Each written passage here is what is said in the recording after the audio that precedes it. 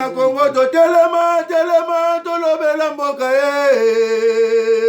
Ole to suwa kabimisa na poasa Ba député to votaki bazo salarien to tele la funa bazo salarien Congo to lega na mwamba bazo salarien to tele lukunga bazo salarien na baboko kula bibembe bazo salarien Bazo mala changu bazo salarien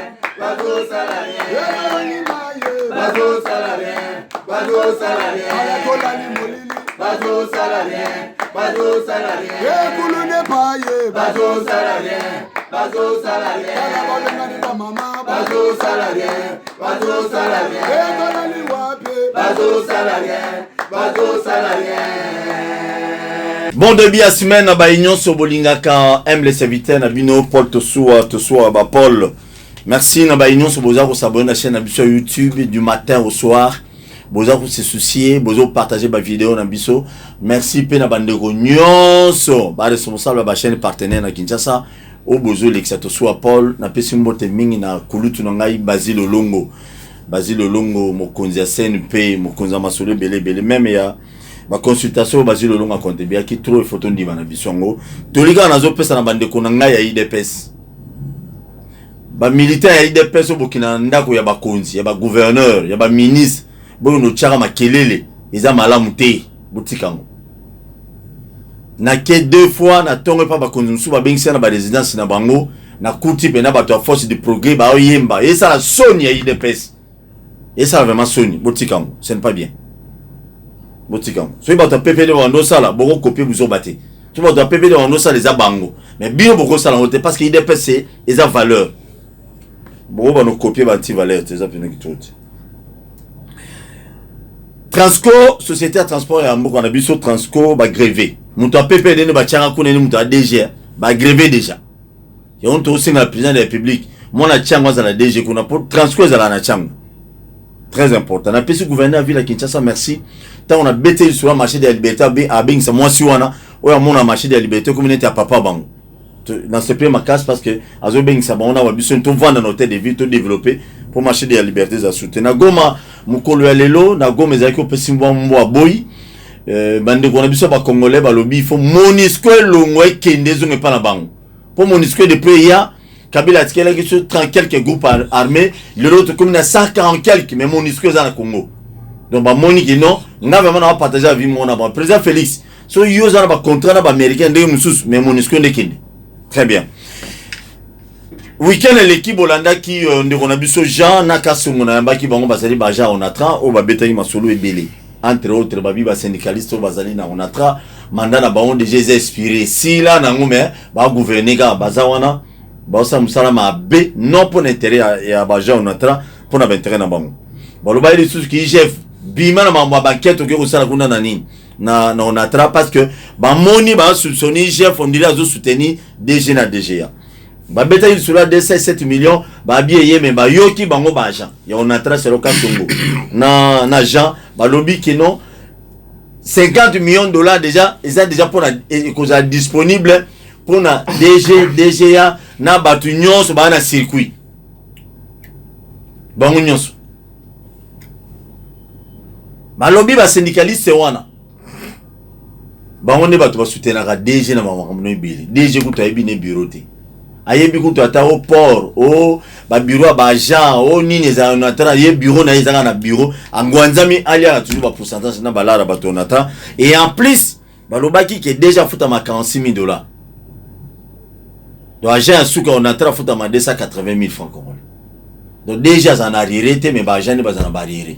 Zoa biloko. Il faut biloko et bêta malelo. Vous allez après. Na yamona yambeli bino lelo papa Mouka la kade. Nande on a biso Théo Kafis.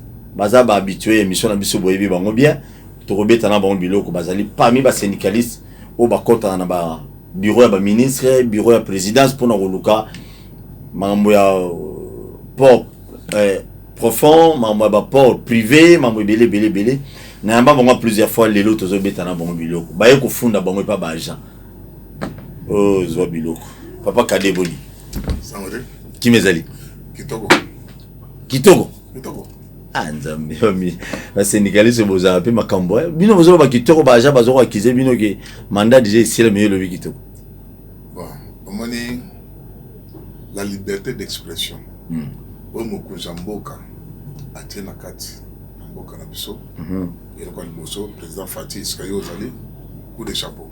Parce qu'aujourd'hui, n'importe quel individu, même sans mandat, a eu le Canaïpe. Ah, Betty Biloko. Ah, Betty Biloko. Très bien, merci. On a Théo Kafis Boni. Ouais, tous allez par la gaz des gays, tous au vivre caca. Qui sénégaliste, bien que comme dans la transition, mais ça va. Et dans la transition, mon côté na quatre. Tu as bichoté transition le col à battu FCC, Union Sacrée, tout consort. Bichot les alliés mandat na bichot ça va continuer tant que l'élection syndicale et salamina noté, nous continuons les mandats. Très bien. Nazo banda pa ya papa Kade, expliquez nous bato ba Hollande biso. Qu'est-ce qui se passe? Si on a minute les DG et les DG na yamba yimene ka son agent, boka ki ba bino pe bino faut pe ça. Ba version na bino des fois et que bato ba se retrouver na vérité. DG na DGA makilana bato nyonyo so ba bino faut ba suspendre bango pona compétence bazo gérer bien té baza bato mo akumela mamabe. Bino lecture nos années président Kade. Bon, il y a le bosso dans le bien Mebeko, la loi. Ils ont interdit Bisso, Code du travail, article 235, et le bien, l'ingérence. Tout côté ingérence, c'était, voilà, ils ont le camp employeur. Camp employeur, le conseil d'administration, la direction générale, ils ont le camp employeur, y compris le gouvernement. On a sauvé, on a besoin de moi. Tout c'est la position intersyndicale, la position officielle. Parce que bah dit que puis tant aux oppositions, il y a monde mahamou tambolaka. Voilà pourquoi ils ont agitation les années. Agitation les années parce que bah tout c'est la proposition, donc position il y a intersyndicale. Mais tant que puis on a tous ces réunis tena baninga, moi topé ça avis proposition la par rapport à quoi? Par rapport à la décision des élections. Ah, situation je l'ai quand même. Donc, non, on peut se positionner. On peut se positionner. Mais je voudrais quand même faire une lecture objective et la situation. Très bien. En tant qu'intellectuel, je fais une lecture objective. Je ne suis ni pour, contrairement à Ndingi Batobazoya Kolobara Biloko Pamba. Je ne suis pas pour un camp ou un autre camp. D'abord, il n'y a pas de camp. Ils sont au milieu du village. Non, tous au milieu du village. Il y a deux camps. Les camps employeurs et les camps des travailleurs. Ils sont pas travailleurs. Très bien. Beta Biloko. Donc, si on va travailler, n'importe quel travailleur, na lingi PCA, na boy DG, ou bien na lingi DG, na boy PCA. Donc, c'est vrai que ça bisoté. Très bien. Mais néanmoins, sur le plan légal, ce qu'on t'a dit, tout le monde Mikanda, tout le monde Mikanda est légué. Après la réunion au conseil d'administration, on a vu la lettre, il y a président du conseil, où Atindi a sali proposition à 5 la ministre à portefeuille. Que pour naïe, oui, à 5 la ministre à portefeuille que non pour naïe, à mon que DG na DG ba utala musala malamute selon conseil na babo et puis ba 5 abi sogi ministre Andimi na yango a proposé pour la continuité et action il y a entreprise a proposé un directeur de département ba tayona comme asala intérimaire. Je dis bien c'est une proposition adressé na ministre à portefeuille et c'est qu'il va travailler dans ce bayoka Beta Biloko et ça qui n'a pas décision t parce que nous avons décision à la matière ils allaient des ministres à portefeuille ils ont même président cité mais un ministre ils ont ministre parce qu'ils ont un intérimaire un président il faut ministre or ministre pour avoir décision bien sûr il faut informer son chef qui est le premier ministre et chef n'a pas premier ministre il faut informer le président de la République surtout compte tenu du contexte où tous en avons les lots il y a des mesures conservatoires. Donc, l'être qui n'a pas un ministre, ministre non réagir, mais tout le monde le sous, tout le monde paie le sous. Cabinet à présence de la République, il réagit dans l'être, après 6 mois d'instruction, période où ils ont des mesures conservatoires, Makambouana, ils ont angelé. Donc, cela voudrait dire quoi en d'autres termes? Jusque-là, il n'y a pas même de confusion. Il faut éviter que ça la confusion, qu'on a opposé Batou. Le directeur de département qui a été désigné, c'est un cadre ONATRA. Le directeur de département qui a été désigné, c'est un cadre ONATRA. Donc, à ça peut en venir Moulaï. Mais Kolingate va opposer les lots avec ceux qui sont en train de gérer aujourd'hui. Ils ont mal pété. Biso ba gens, ils ont mal pété. Donc on a magé wanate. Biso to sengaka salaire, to sengaka ba droit na biso et vous allez malam. Donc voilà en résumé la situation.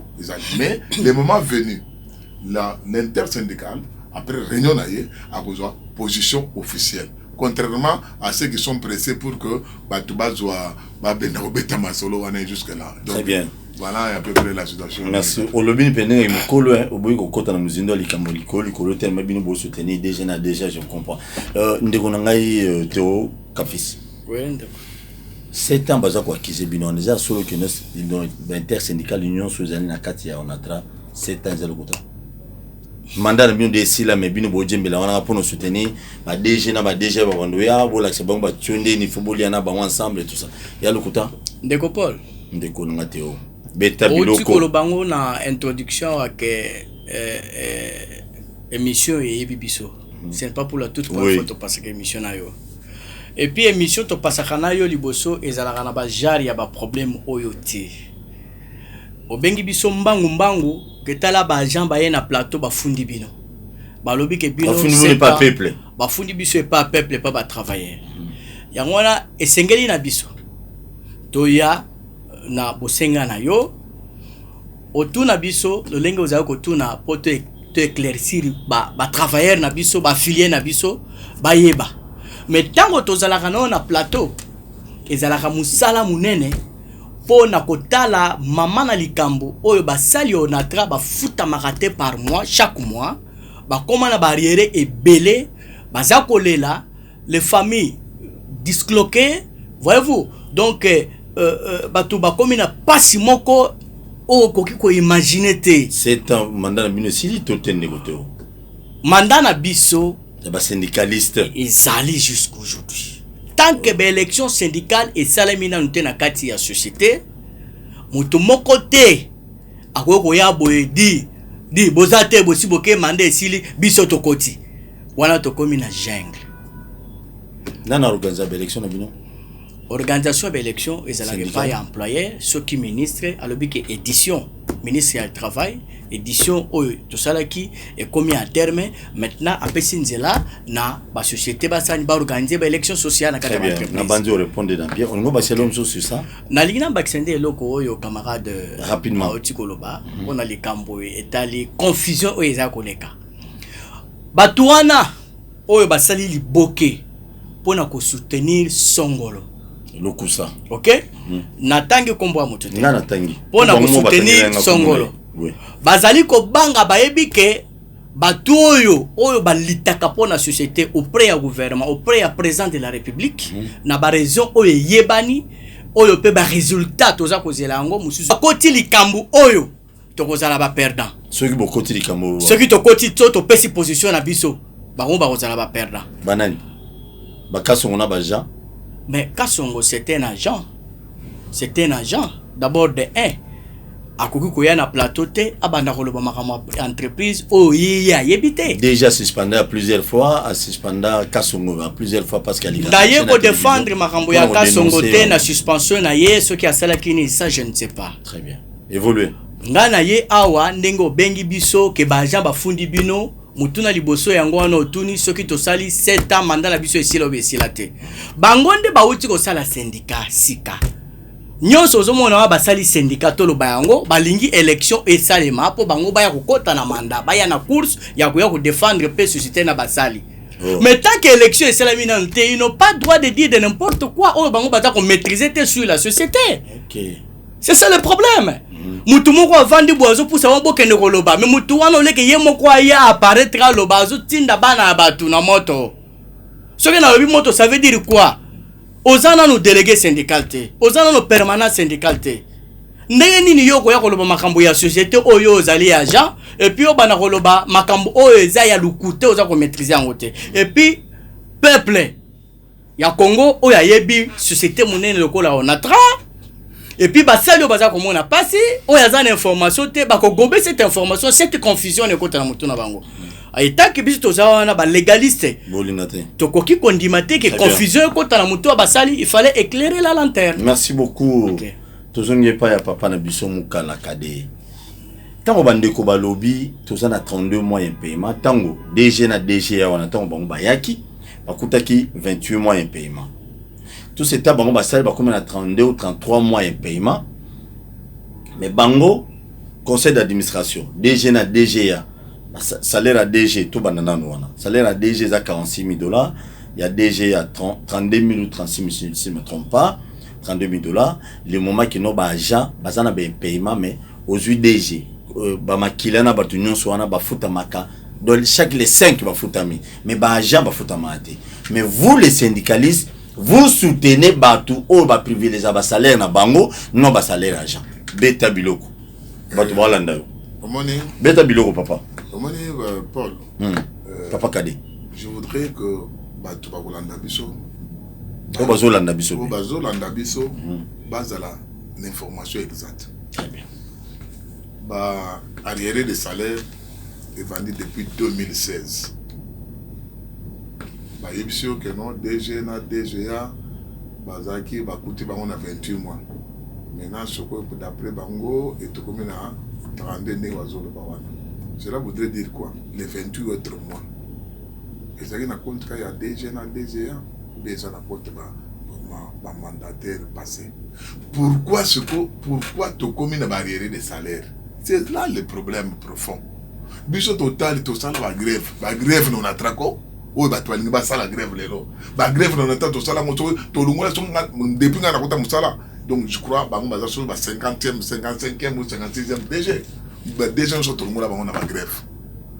Mais dans la situation entreprise aujourd'hui totali est-ce que sommes-nous encore en mesure il y a aucune grève en grève n'a peu de recettes aux ans que ça là. Est-ce que tu risques de faire une entreprise? Voilà la question. C'est vrai que tu mais en réalité, c'est informer les risques. Les lots sont en grève. Quand tu as un monopole, il y a un port privé. Tu as un monopole, il y a un transport à minerai. De telle manière que non, attendez que tu as un bon. Attends que tu as mais les lots, aujourd'hui, ceux qui ont au sali, arrêt de travail. Ou Kinshasa ne produit que 10% des recettes. 90% n'y sont yabiso et où t'as port maritime. Yo les lots sengi au sala arrêt de travail. Mais pour que les résultats, ne va massu ba navire auto aux la auto on peut ça 90% des recettes et que ne va plus et que ne va pas privé. Conséquence même atteint un salaire même pas ta salaire mort au foot matin. Voilà pourquoi ce total tu analyser tu dis les dossiers les plus importants. Il faut l'État congolais, nous sommes responsables de la situation. Oh, total, dossier, nous avons besoin de direction de l'État. Aujourd'hui, dans ce pays-là, il y a un plateau, il y a solo, 400 millions, 207 millions, il y a place où. Mais ce sont des dettes croisées, effacées. Moutou mokote na kati na compagnie lelo. Ba sale sengre boyeba. Moutou mokote afungula mbanga. Na compagnie. Tant makamone zali anani bato ba yaki kotika ba ninga wana na plateau. Mais il y a que depuis 2009, dans 2009, il y a un président de délégation. Quel était le résultat? Les résultats des années. Beta Biloko. Les résultats des années pour les vouloir donner des leçons. Peut-être les leçons de banane. Peut-être les leçons de banane. Peut-être les leçons de banane. Mais peut-être les leçons. Moi, je suis comme moi. Peut-être les leçons. Si on a une carrière, carrière non, soyons sérieux. Donc voilà, je ne suis pas venu pour s'attaquer. Beta Biloko. Beta Biloko. Donc la vérité, ce que l'État congolais appuie l'entreprise dans la difficulté, contrairement à tout ce que les gens promettent, n'importe qui. Tu dois déjà quoi avec le pasteur. Tu vas entraîner les lois, pardon. Attends-moi, là-bas. Avec une expression, c'est une expression, mais que les gens ont pris dans le jour où on a dit, ceux qui attendent à Ange Bakiti, dans la situation de l'entreprise, ils réussissent à battre. Pasteur dans le coup d'Amoyédi, pasteur. Mais quel est le résultat aujourd'hui? Sans l'appui à gouvernement, tu vas foutre à ma tête. Très bien. Pourquoi? Nyongo, on a trakota. On va DG se sont succédés. Par contre, l'entreprise de la scène à maille. Donc, DG, on a un défi, défi, qui. Défi, nyongo et tondi et l'équipe meka. Donc, nyonso mbongo nyonso na kako koti sana kesi na ye. A koti na banque. Conséquence banque a saka nini. Boko. Merci. Mais Papa Kadé, avant aussi de ça, mais qu'est-ce qui fait que non, bah déjà dans le comité d'administration, bah on va foutre ma bazana barrière salaire, mais bah j'ai bazana barrière salaire. Là, il n'y a pas de question, on a photo un jour.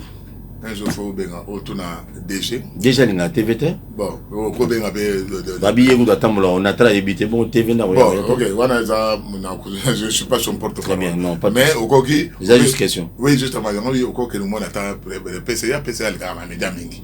Il y a quand ça va journée c'est mingi. Makila quand ça va journée c'est mingi.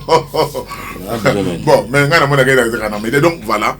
Donc, côté à salaire, il est vrai, ça c'est une réalité. On a constaté, travailler que Bango, bazana moins retardé. Bazana retardé, c'est qu'il y a temps normal parce qu'enveloppe na Bango, ils appellent moins ming, mais ils appellent mouké par rapport à l'enveloppe globale de Bassali. Ah oui, vous avez 8000 travailleurs dans notre an. Oui. 8000, mais Bango groupe a battu, vous avez 30 salaires, on a puis il est belé, au bas, vous faites abattre belé dans Bango. Bon, bino ba syndicaliste on a travaillé trouver dans bino normal. S'il vous plaît, tout faut tout le bagabo. Beta biloko Papa Kadé. Il est vrai que Bango bazana na retardé pour ba émolument na Bango. Il est vrai. Na ba papier mouchoir nyos ba bika on a 32 sommes là. Il est vrai que bazana retardé na émolument na Bango, mais néanmoins biso basali tout en retard. Alors il faudra que juger mandat ya moto na moto selon musali ya sali. Très bien. Abandonné tellement, na autant de mois de gestion, na autant de mois à foutre combien, ou c'était de cette manière-là, un bilan. Oui, déjà, est-ce que depuis ça ne vous fout dans chaque mois? C'est là, retard les allés. Pourquoi retard les allés? Pourquoi tant que les recettes non sur mon attraï, englouti par les dettes bancaires, laissées par les prédécesseurs, et que vous allez passer pour mon. N'a pas ce exemple là, Bango Kate. DG. Alors, il y a des choses que j'ai commis. Bateau non sur Bazali, tous ceux qui sont les lots Bazali, responsables, même sur ma PCA et compagnie, sans appui au gouvernement. Ceux qui m'ont dit 207 motos, les lots Bateau, comme mettre en moto. Oh, biso to kene oluka. Oh, ezaki binoté. Batu nyonso te. Biso nde to joie courage. Ya ko kene pas binomisat. To jeu courage bi. So to effacer, so boko effacer nyongo wana 400 millions, mais na kati wana para ba travailler ezali. To démontrer na ba konti ba kondima. Voilà comment Abibo dans 100 tu commis à 207 millions. Les lots est commis à faire à tout le monde. Voilà, nous disons merci. Ces gens doivent être reconnaissants. Avec un bino. Avec le biso. Il ne faut pas être reconnaissant. Avec un bino misato. Il ne faut pas être reconnaissant. Envers Moussa. Quand on a Jean. Il faut être reconnaissant. Même les directeurs, même tous les cadres dirigeants, on a il faut être reconnaissant. Ceux qui sont reconnaissants, reconnaissants. On a dit, Makambo arriéré à salaire. Il y a tout ça, comité actuel, Bazali un avantage, mais c'est tout à fait normal, mais notre part, il faut tout produire. Je vais maintenant citer par un petit exemple. Nos amis qui sont passés sur le plateau, donc, Basal quelque part, dans le département port et transport fluviaux. Département de Massoua, Massoua nous avons que les beaux, Massoua ne Kisangani. Yebisanga lelo, Massoua que les beaux pour nous cuivre. Les cuivre les athées. Production département de l'île zéro. Les département à Oulandanga zéro. Mais comment yo produire par exemple aux autres la baninga basali pour na matadi. Mais si on baninga basali na matadi, c'est la paix, moi na moi courtage au ballon, ils allaient partager la richesse. Dans le département on va déjà Koufa. Donc, on réclamer salaire. Non, je n'ai pas dit ça. J'ai dit ceci. Il faut baser la sincère à Kolobaké. Nous avons travaillé, nous n'avons rien produit. Et les alité que production, aux autres, un effort, il y a des choses. Délégation. Mais qu'est-ce que vous avez produit? Ils ont passé. Surtout quand on a domaine, sur les lois, exemple que dans chaque département se prend en charge. Il n'y aura que 2 départements comme le foot. Il n'y aura que des êtres comme chômeur.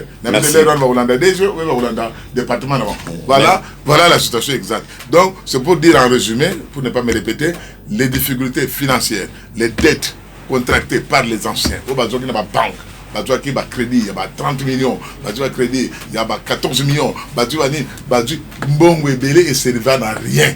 Très bien. Les actes va poser, va signer, va contrat avec les fournisseurs à gauche, à droite. Tout cet argent, les lots, comment va comme Kangaba, va compte on entra, va comme bon nous sur côté et ça nini engloutir et engloutir là. Ce qui fait que je vais te regarder ça par là. Ce mutalobino chiffre d'affaires, il y a chiffre d'affaires c'est quoi? Et chiffre d'affaires ça le connaît. Il y a le 6 millions par mois ne besoin. Maintenant réalisation financière les salaires nous sur la base de 3 millions. Le chiffre d'affaires 6 millions de dollars. Mais le chiffre d'affaires c'est une facturation. De facturer. Si on facture, donc quand on a papa Jean va corriger bien. Donc si on facture, est-ce que les gens sont facturés, est-ce que on facture le même jour? Merci beaucoup Nabanzi et Mambo Tozoloba Awa Ezali et les grandes entreprises belé mais tout le rappel clair présent là. Vous les dirigeants besoin au kumbe l'entreprise et ça te cabine de faut ça bien et bateau bateau ça que mon on est quota. Conseil d'administration vous vendre dans un bureau. Bokina na ba porter. Vous ça le logo mais bino besoin na barrière. Non, on attrape bango na balo. Bango ne baza na arrière mais ka baja. Tala soro baja on attend. Beta bilo ajouter ne logo on a poto les commissions. Soko meme biso mbango. C'est bon, vas-y. Soko meme biso mbango tokolo ba tu ba comprendre te. Po tango na niveau ya plateau ezalaka muke mingi mais makambo mingi eloba mi wana esengeli mwa ngonga pona. Kasi beta bilo te. Esengeli ko tuna biso ya solo que 32 mois d'arriéré de salaire. Pona nini basali ya onatra ba komi na niveau wana ke 32 mois d'arriéré ba futi bango li futa na bango te. Mi pesa mo réponse kasi. Na ko pesa réponse. Beta bilo. Et puis pourquoi toza ko futama moi oyo to futi ndambu après 3 mois paye mususu e ko intervenir na passe. C'est là où les agents essayent na bango ba comprendre difficulté oyo société ezali na yango. Ce n'est pas du fait ya ko lobaki na sali musaya na ngana zoko futa mate donc le DG ici tout. Le loyo on a tra azako vivre conséquences ya ba mauvaise décision prise il y a longtemps. OK? Ba DG o bazala ki liboso, bazala ki na esprit managérialité. Bazalaki na esprit ya ko investir te kota la lobby entreprise za lolenge nini bazalaki nango te soki bazalaki nango ba port privé oyo ba ko tia biso a mal OK ba kokaki ko exister te parce que nous avons des grilles qui datent depuis 1935 mais pour de matadi engorgement et salami ya ba navire musu ba kena moyage bandi bilili donc biso ba DG oyo balekaki nazo ko défendre ba oyo ba yete parce que conséquences ezali lelo bon le bibi ne défendre non on ne défend pas nous on a compris quelque chose total ndenge ndeko uti koloba to bengana ba DG belé tozo kutuna ba trophée on a tra bengana ba DG kuna ba sakana kate mais sengeli na biso total pe tozo bengana DG ce que to bengani lelo yo to bengani DG ya mususu ya sika koti awe ofuta biso 2 mois d'écouter à moins que akota nyongo azindisa lisusu entreprise na nyongo mususu ya makasi afuti 3 mois après to bani koloba za mabe ya sele ko mokote. C'est pourquoi biso ba syndicaliste fort de tout ça tobiti on nous dit que la société c'est un canard boité. Nous disons qui a coupé les pattes de canard, c'est l'État congolais. Qui est l'actionnaire de cette société? C'est l'État congolais.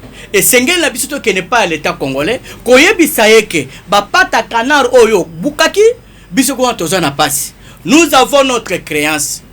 Oyo, bisoto sala ki musala, et Sengel na yo pesa biso. Pesa biso ngo to résoudre makambu oyo. Relance ya société, to futa ba nyongo oyo eza ko kanga biso eza ko pesa biso pasi, to longola ba retraité.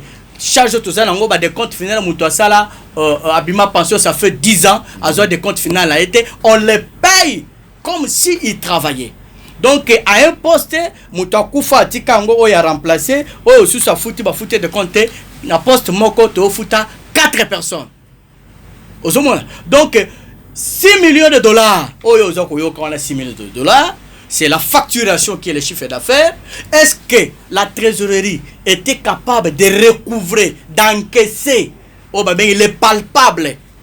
Il y a quoi encaisser tous les 6 millions. Ok? Parce que quand on fait l'allusion, il y a pas la non 6 millions de dollars, 6 millions et quelques de dollars. Et aussi l'enveloppe salariale mensuelle de 3 millions 200.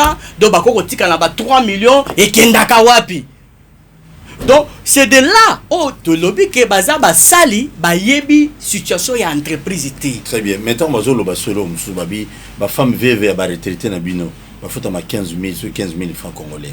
Non, les politiques oyo entreprise il y a les temps de Zalaki. La société Moussousou, ce qui m'ont abîmé mon agent Koufi, ok, agent Koufi. Bako tinda mutu ambala moko na ko transférer na CNSS mais abiso to bande ko futa barante sur place alors barante ça fait longtemps ba oya kala wana tout ça yangwa tina toza ko luka na mbongo yeko ya 207 to reverser bango nyoso cette grande charge là to reverser bango nyoso na CNSS pour onatra et paiement. Très bien, je voulais encore chuter je voulais encore kolobelo na chuter et puis et le wana ko répondre tout ce que nous réalisons par mois. Donc, Bisso. 6 millions et quelques. Ce n'est pas ça la réalisation. Ce n'est pas un problème. Combien? 6 millions et Zali chef d'affaires, c'est la facturation. C'est une confusion pour tout le monde. Si on écoute à la question. On écoute à 4 millions, 5 millions. Mais ce n'est pas seulement. 80%. Oui, 80%. Ce n'est pas seulement payer les salaires. L'entreprise doit tourner. Il faut tenir compte, il y a fonctionnement. Il y a combien? Faire le fonctionnement du conseil d'administration. Je n'en disconviens pas. Moi, je parle de fonctionnement de l'entreprise. Hein? Fonctionnement de l'entreprise. Parce que Sengelo Yeba, Bagri Otozana Yango, outil de travail Otozana Yango, ça date de longtemps. Et puis, bon, mieux, Bimami pour la réparation. Voyez-vous? Mais, oh, Ezali Moutouya Makasi. Le problème, il y a Makasi Tozana Yango. Ezali Banyongo Oyo. Société, s'il vous plaît, société Tozana ma catégorie Banyongo. Oh, ils ont fait sa biso passe. Oyo basali lo bana pasi na banda président république aza ko landa biso po alanda kayo mingi po na likambo oyo to na engagement bancaire oyo société azali na yango to zala banyongo vis-à-vis des tiers ba dossier monté de toutes pièces par ba fils maison tous ces dossiers montés de toutes pièces par ba fils maison et comment ra bambongo belé. Ok, yango ande basakana na biso pour ba futa biso ba bloquer compte. Très bien. C'est ça le problème. Zone loko, avant de jouer papa Kade. Dis-nous un peu. Quand on bande ko ba lobby, quand son lobby bato basalaki ki mbeme bakangaye, c'est suite ya ba keto ba agent et on entra basalaki et on ne permettre ki mbema ki no boloko. Mais expliquer bato bazota la mission de côté. Ba lobby IGF a comment côté la DG na DGA. Est-ce que c'est solo? Degolangai natanga ki mukanda ya IGF akomelaki président de la République. Ya mutu ya kuwa na kati ezali nini? IGF alobaki nini? Asengi na président de la République ke bango baye kosala enquête et puis baza na mesure d'encadrement, il y a toutes les dépenses. Voyez-vous? Toutes les dépenses, il y a société. Bango batu bapesa ka kitis. Avant dépense nyo sala malelo pendant 45 jours et za na maboko ya IGF. C'est par là que nous allons comprendre que l'IGF est là. Service et contrôle, il y a chef de l'État. Azana kati ya société. Ceux qui ont payé sa quitus, il y a pas de dépenses. Nous comprendrons que ceux qui va déjà mbongo à ce moment ici, il n'y a pas compte na biso mbongo za rotonda. OK, s'il vous plaît, mbongo za rotonda. Alors, lorsque l'IGF a demandé au chef de l'État que la confusion qu'a créé le président du conseil d'administration, il y a qu'on retirer confiance dans DG et DGA et qu'on enfreindre, n'est-ce pas, mesures d'encadrement, il y a des dépenses au salaire, grogne, il y a personnel et coquille au salima. Par là, nous voulons comprendre quoi? Parce que vous devez savoir que Batubaza Simana Bango, Batindaki Bango. Parce que tous en la quatrième société. Eza Bango te papa. Toyebani. Eza bango te toyebi pe mutu atindaki bango. Azo souffler bango sur le babo. Donc balingi ba embrouiller situation contrôle ya IGF na kati onatra. Parce que tolele mingi ka onatra miyibi bazali. Onatra za ko bongote parce qu'il y a des voleurs. Entre autres, bah, il y a aussi, bien sûr, je dis, il y a des voleurs. Entre autres, bah, cité. Mais laissez les chefs. Conseil d'administration, bah, Bango peut bazakuna. Laissez maintenant les chefs à ça le travail na ye. Pourquoi perturber les chefs? Na musa da ko sala. Bazako banga nini? Donc, biso lelo, moi, j'aimerais bien batoyi chef bayo kangai na zako lo baboy. Votre avènement à la STP Exonatra. Ce qui bozongi et que ba procureur na rapport na bino a interpellé ba dirigeant ya Onatra tena ba déjeuner so ba yiba. En tout cas, je vous dis, Bobomi Onatra. Parce que nous, là, nous connaissons qu'il y a des choses où et ça là. Moi, je dis que la souffrance des agents aujourd'hui, de tout ce qu'ils produisent, bah, fouta banyongo engagement bancaire, oh, ils ont fouta ma banque. C'est du fait, il y a mauvaise gestion, il y a kala, mauvaise décision prise par le conseil d'administration à kala, le conseil d'administration, il y a l'élo, tout. Citez quand vous voulez, mais étant donné que les services, il y a contrôle, il y a chef de l'État, et ça, il y a société, mais laissez. Mais bon, on a déjà qui non, IGF, on dirait. On a raison, ça déjà dans le conseil d'administration raison pour pas effacer les indices. Non, c'est parce qu'ils comprennent déjà que na pratique na bango, moi déjà que vous allez interpeller. C'est pourquoi il faut embrayer la situation. Ah ok. Donc très bien, merci beaucoup. Dossier à banda que on a on limbaté poser biloko à l'état, ils ont biloko à batata à batute, même aux agents à l'état. Et on attrape plutôt, oui, vous allez prendre l'État, tout le monde à l'État comme ça, on a eu. Papa Kadé, maintenant on a l'État comme un niveau. Oh, Bateka. Oh, Batubazo, Binopé, la syndicaliste, et semblerait Binopé, Bozo, mandat comme soit l'État, politicien, conseil d'administration, Belé, Baleka, Zoa, Toyoki, il semblerait, Makila n'a pas conditionnel. Pas magistrat dans le milieu conditionnel. Il semblerait que Makila peut accabler le bateau sous Bajam sur on attrape pour nous faire confiance avant quelques parcelles on attend. Est-ce que c'est à solo? Il y a un lobby qu'il faut confusion et le moyen de à bateau. Très bien. On a un patrimoine immobilier le plus important. Un patrimoine foncier le plus important après l'église catholique dans le Congo, soit c'est on attend le Colo ou soit c'est l'église catholique. Donc, nous sommes belé parce que externalisation, il y a un dossier, on attend comment les lots, en principe, la convention collective est sanctionnable. So, il y a un chiffre, on a libre à mater qu'on fait les pays, ils ont payé à soloter, so, l'état de droit. Les lots, so, l'andio, au Kangayo, au Yakulubakeno, suspendre Ngai, Badringa va problème. Nous sommes avec des preuves. Ce sont les sénateurs, ce sont les anciens députés et puis quelques tiers. Quelques cadres on a pas cadre on a un cadre qui a Muto Lumba à Kendape na mayu anandenge na ye ayo tonga pe na kati na lupango on a bazali. Abima passion azali surtout ce que na kota kanko kolwana la proche de Liège banda ko za kuna okuta pe batona ta so batonga na bango be azobe mabele atonginda ko ya tonga ba immeuble comme ça y tout comme ancien député national ancien député provincial la ville de Kinshasa tonga na yepe malgré aya katindaki avocat na yepo ba ko négocier na tra mais ça n'a pas marché mais il continue de construire baza ebele. Donc pour dire ceci banda ko na tra bato bazwa ba konzi a parquet boyoki hein. Bon, comment dire, sur le domaine, tout en direction à parquet, d'abord le ministère de la Justice. Bissot Bassal, on attend tout ça dessus par le comportement du ministère de la Justice. Dossier à 24. Dossier à 24. Donc, les faux sur les faux. Faux. Des documents, il y a faux. Et il y a démontré, preuve à l'appui. Mais, tu vanda, tu comment promesse, après ça, on a vu vice-ministre de la Justice assumant la fonction de vice-premier ministre de la Justice. Tu l'es là, à. Dossier donc les aliments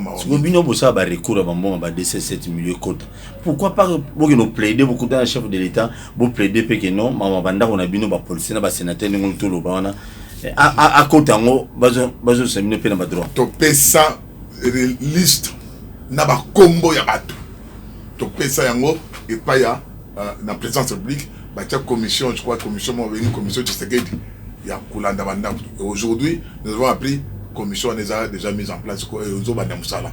Na muto ya gotika bato yawa. Ya gotika baninga ba Jean o bazaki ba. Kaso mon agent. O ba yo tika muto ya gotika bango. O ba no souffler bango wana. Nazo tala yemo kwa biyebi ba kokanga yo. Oh, ba kokanga ye parce que ça implique mama manda kuti. Beta biloko. Ba kokanga ye. Onyati. Ba kokanga ye aye ba ke. Tala, ce n'est pas pour rien. Il faut y avoir toujours quand quelqu'un s'agite, il faut y avoir qu'est-ce qui se cache derrière. Intérêt des animes. Intérêt des Beta biloko papa moi. Intérêt na ezali zapo alinga ba travailler on a très mingi. Mais azaki président de la délégation syndicale on a trop. Mais quel est son bilan le plus négatif possible? Il a été même président de l'intersyndical de STP. Mais Beta biloko. Papa Théo zela. Ba mbongo yo soit pas ya ba tupo comme ça bango ba DG. Ba landaka tu lelo. Ba zali moko lezali. Beta biloko. Soit courage, ça la mobali. Pour au fin au tinda ba batu. Pour bango ba menace ba zo problème. Soit courage les canaux TV comme ça tout le ba pe ba yo kayo. Faut c'est ozo salama les apamba. Bomba courage les canaux TV ba mona ki yo to koma ina salo. Ba mona ki yo ba yebi biso to yebi. Donc prochainement ce que ça to tanga kombona. Très bien. Donc cela veut dire chacun de nous est un passif. Mutu moko ko ya lelo, ambouye va travailler on entra, à profiter de la misère na bango, nous sommes impayés, c'est vrai. Tout ça ne se passe. Moi je suis nazala menacé et pas ya bailleur nangai. Je n'ai pas encore payé. Nous sommes menacés. Mais il ne faut pas profiter de la misère à batu po yo uzwa bombongo. Bino boke soutenir contrat ya nini ya ministre ya transport a signé. Beta biloko papa. A signé transport ministre a signé nini contrat pour et pas na sokin. Pour na ko somba et sokin alungwa makoteka mapa. Comment tu sukali na mitra il est là comment tu tina na ba wagon. Ba wagon ngeza ndeni. Papa mukala dossier wana olega boyete te kota wana muzini kote bango bien. OK, contrat wana ministre a signé. Contrat nani oya muta ministre ya transport a Palou. Ya Palou. Oui, l'acquisition. Parce qu'il y a un état de suspension à déjà. Des wagons pour quand on a signé et malheureusement sans pendant que les organes statutaires aujourd'hui sont au tali makambo ya Weda. Ce que le ministre, c'est les organes statutaires d'entreprise, ne va pas engager entreprise pour tout contrat pour le matériel. Mais et comment un ministre, il y a transport. Donc, le ministre a signé contrat, na compte na bino on atra.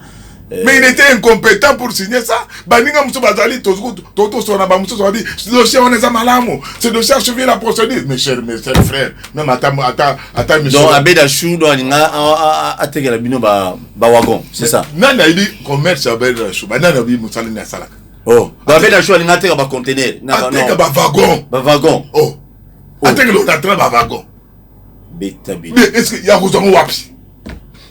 Il y a tégé ba mapa. Savon, ateka loso, ateka vivre frais et puis tu dis baningo bakene kulia kota en connivence na ye ba zombongo vivre frais ba comme lelo basi na bango pe ba comme teka pe ba soso na bandako ainsi de suite. Alors mes chers frères, vous ne croyez pas que les autres batumso bazangi mayele bazota la binoté. Mais donc contrat on ne permettre que ba longola que les DG soient suspendus. Mais c'est le fond du problème contrat de monsieur Mindondo Union sur. Il y a 6 millions. 6 millions de dollars. De 6 millions. Donc comité dans conseil d'administration va se retrouver ça bon côté. Conseil d'administration a un problème là, c'est normal que non, dans il y avait conseil d'administration, on a sur le bâtiment conseil d'administration a une position là et cette position est telle syndicale. Dans zongile on a vu ça que non, ils ont la DG, ils ont la conseil d'administration, ils ont la ministre, c'est toujours le cas il y a employeur. Biso syndicat Tobaki, nous disons non. Boboyi, Toboyaki dossier one. Très bien. Et puis nous féliciter les directeurs de cabinet du chef de l'État. Parce que tant qu'on a eu document, il y a un candidat intersyndical avant de Moussikate. Tout, instruction, annulé. Le même ministre. Très bien, merci beaucoup. Annulé. Abeti Biloko. Et document, on a dossier. Comment il y a l'engue Biloko, ya. Dossier, on a toko bandela mo le sous. Ba kopa dernière minute. Donc, bino va toko ta ina kata kopo wana. Boya kombouya ka profitaka na. La mission te pour kombouyer ba travailler. Le Théo. Oko ba selon moi ya mke wana par rapport à 6 millions contrat wana ya Bedachou. On a signé le ministre du transport pour te bango bien babi contrat wana na boyoki ba syndicaliste ba lobby babi contrat wana 6 millions de dollars ou bah wagon il faut abedachou attaquer la société entreprise Sokin attaquer on attrape bah wagon bah syndicaliste bah bi il y a tegane bah sukana bah mapa il bah nina ndeni kino aba noteka bah wagon. Voilà les problèmes. Ministre Ndima Ikop, comité, conseil d'administration, bah bien ngoté. Allez, il faut voir ça ni. Beta biloko ya conseil. Papa wagon wana mbeleye à Bedachou. Papa, oyebi tolobaki to aussi lisawa. Non, to aussi sawa na te. Makambo important opposer nga question te par rapport à bandeko balobaki o ba kosi basali eza nini te na peso maloba na suka ba kosi basali na peso 2 minutes moko o ramasser nyonso dossier ya Bedachou dans Sokin kopo ya Sokin na ministre ya transport bango mibale OK ministre national transport ministre ya transport oui palou il faut bakisa bon wana yo ko bakisa eza domaine na yo na bika ministre ya transport na songi te na lo bandia so toza d'abord me content mingi trop na ye na ministre ya justice makamba sala biso pona fermeture ba port privé ba respecter président de la république était oui ba respecter était ministre vice ministre wa zo sa intérim vice-ministre ça intérim ministre du transport bah respecter chef de l'état. Voici les raisons qui a poussé encore de plus les chefs de l'état à se détacher dans la FCC. C'était ça. Biso to peut s'acquitter des fois aussi les chefs de l'état de Beki pour prendre cette position vis-à-vis na FCC. Tu évoluer. Voyez-vous. Donc oyebi maramuto ça la depuis kala émission eza ya liboso te pour na biso. Donc 207 millions, le balobi cop il y a 50 millions non, vous savez hein. Ce que vous avez dit na télévision, pesaka bango ba précision à malam. Kotinda bana batu na liwate, ce sont des pères de famille. Ce sont des pères de famille. Yo vandi boye, obandi kotinda batu. Olo ba boye, bolo l'air ba ko benga batu wana ba conforter bango na réalité. Ba komo beta monoko, yo ko zala wana ko bana ko sombela bana bango li paté chaque jour ko futa na mbongo ya kelasi.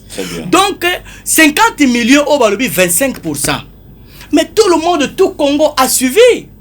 Lorsque Bisso te saisir le premier ministre pour la créance na Bisso, la créance comme les camarades qui a été effacée par le but passif non assurable. Bisso n'est toujours au télématisme, pas question. Dans toute créance, il y a toujours une part des agents. Il y a toujours une part pour l'amortissement de l'outil de travail. Beaucoup pèse à Bisso yango. Si vous avez annulé votre part en tant qu'actionnaire unique de cette société qui est l'État congolais. Nous avons écrit, nous avons saisi le Premier ministre. Le Premier ministre a répondu, Bisso. A comme le ministre à portefeuille. Là, c'était Ilunkamba. A comme le ministre à portefeuille, na ministre il y a finance, na budget, ba vandi ba sali commission. Jusqu'à tel point, ba OK, Parabaja eza uta boy to sali boy. Voici. Ba ministre pas na bango za. Ba ministre non, je ne suis pas encore. Nazo expliquer les Cambouane. Commission et salami, biso ba syndicaliste na kati to zakete, biso to saisira ka nani. Mais commission et salami pour battre effectivement est-ce que c'est vrai cette créance ezali ya solo tout esili, est-ce que la créance était certifiée ou effectivement était certifiée ba okoma ba pesa na 207 millions. Et le ngwe wana eke fubazon parce que l'autre fois kaka baja oh non nani le DG le nouveau DG de la dette publique ici c'est qui? Laurent Batoumane. Ba finga Laurent Batoumane on attra kaka ba confusion boy. Oh, aboy ba fouta il a dit non. Moi, j'aimerais bien que la décision qui a été prise par cette commission, nous devons certifier ce montant de 207 millions pour qu'il y ait malade. C'est comme ça qu'il a certifié ces 207 millions. Si le lot, cette grande commission financière, au niveau du Premier ministre, une décision dans le gouvernement. Que sur 400 millions, voici le montant pour le moment retenu à Opesa Onatra. Ça vient d'être certifié au GDEP. Et maintenant là, l'État n'a pas l'argent comme ça pour faire sortir 207 millions donnés à l'Onatra. Pour on attend maintenant, n'est-ce pas? Attends là-bas, problème Tozana Yango pour agent Onatra Sanine à paiement. C'était ça la lutte. Écoutez-moi bien s'il vous plaît. Bajan Bazoyo Kampe. L'aide Komikuna, Bavandi, il fallait faire une session. Parce que l'État n'a pas cet argent comme ça par rapport à 207 millions. Régie des autres, on a 5 millions pour nous Sama et la ville. Sur quoi on ça, on a 207 millions. On a fait une session à une banque commerciale de la place. Et cette décision a été prise au cours d'une grande réunion au niveau du gouvernement. On fait une session à une banque commerciale avec une décote. C'est que ça, c'était le rapport. Juste après réunion, le ministre et le budget Je cite Mayo Mambeke. Il dit, nous avons négocié, nous avons fait une session avec la Robank avec une décote qui ne dépasse pas 25%. Est-ce que c'est un problème des syndicalistes de l'État que nous sommes? Très bien, merci beaucoup. Voyez-vous? Donc, quand vous envoyez les gens à la télé, il faut repasser des bonnes informations. Oui, il y a confusion, par là, tu as une solution pour que les gens aient autant des arriérés,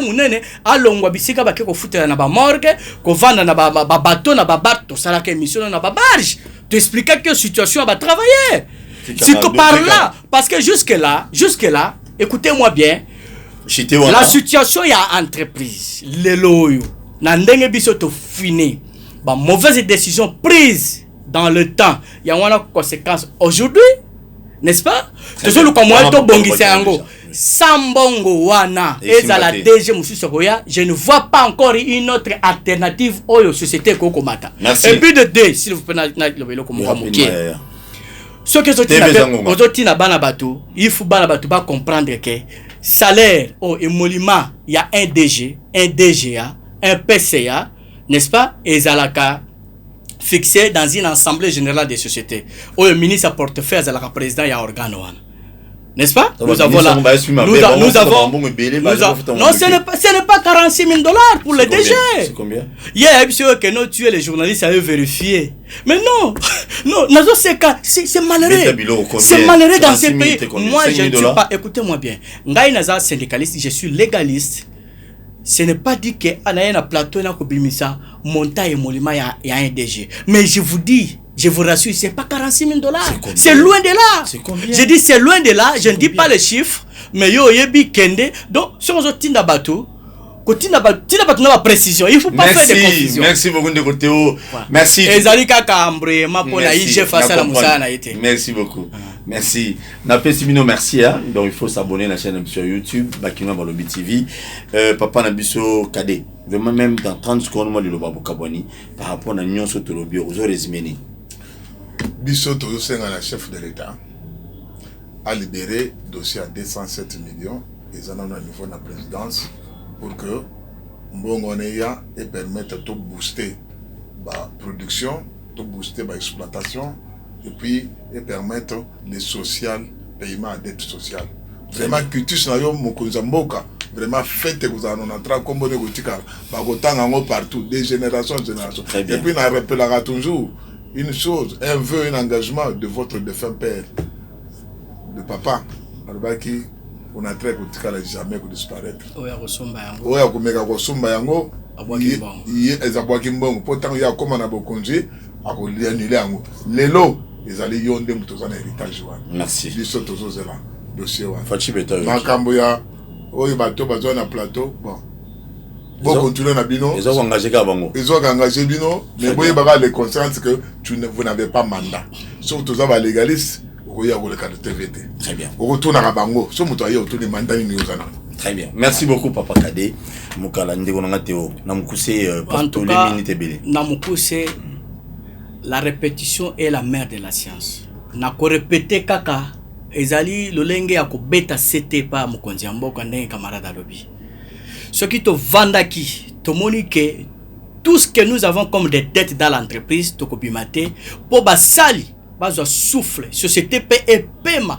Comment est-ce qu'une société à l'état existe avec en négatif? C'est pas bon. Basali ba bien ngote.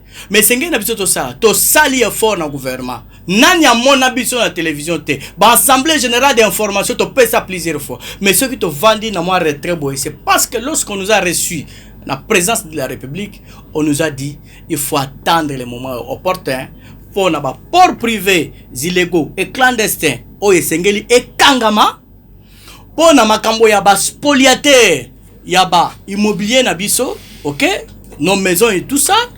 Pour le contrat léonin. Le contrat léonin signé par, imposé par le gouvernement, imposé par les politiques. Oyo et cotisation on attend à 4 na modindo. Merci. Pour na makambo ya ba saisi intempestive ya ba contrat ya ba compte na biso chaque fois ba kangi compte. Bazo peut se biso passer. Nyonso wana za elite ya intersyndical oyo lelo ba socio yango to sengi na Mokonzi Mboka. Papa, moi je sais que ba memo otokomela yo. Ba lettre otokomela yo nyos. Oyamba ngo. To solo na ba service na yo. Ngonga ekoki. Ne fiske kitisi na yo wana. Na banza lelo yo. Ata balobi ko boye na boye mbongo na suke kiti na kati na société. Vous savez quoi, quand les gens ont peur que mbongo ekita nazo citer loko wana yelingai. Que non, ce qui est kiti lelo mbongo wana ke non. Il y a un programme qui a été déjà fait et arrêté. Aujourd'hui, nous sommes dans un régime il y a kalaté que mbongo ye batu bakomi ko lia ngo puis ba mutusu bakomi ke bazo samisa bango bakomi ko embrayer situation à contrôle ya IGF. Le lot mbongo ce que yo osaka nango porte makala isa ouverte. Merci beaucoup. Ouais. Très bien, merci Naba Union Sobolandi biso. Naba nzete nzamba zo lokumu nzamba za na biso longo ba entreprise à l'état bino ba politique botuko bomo ba entreprise à l'état bo mité mabe.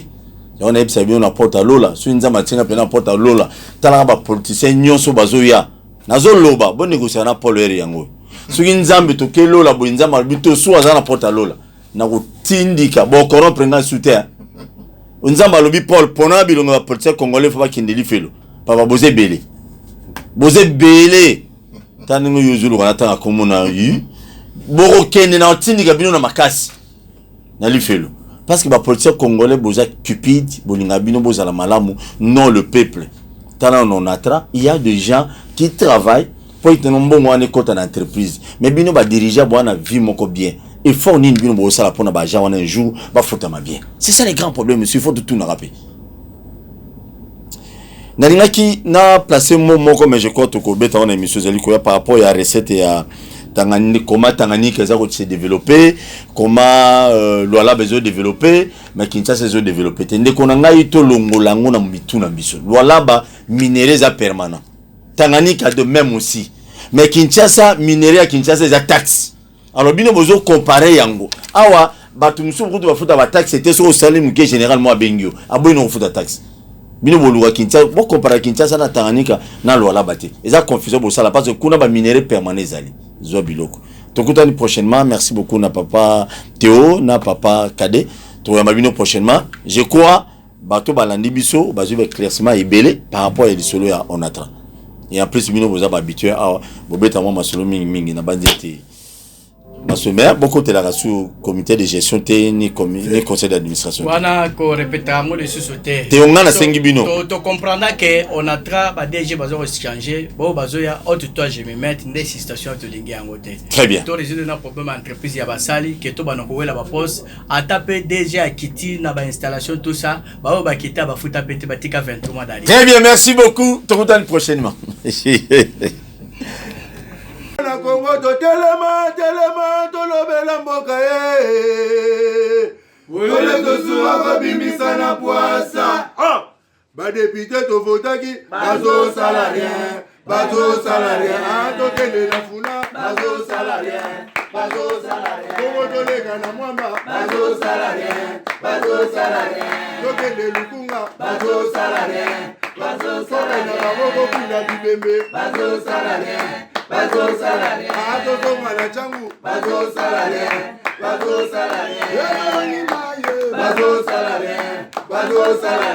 kola ni molili bazo salarien kulune paye bazo salarien ala balengani ba mama bazo salarien kola ni wa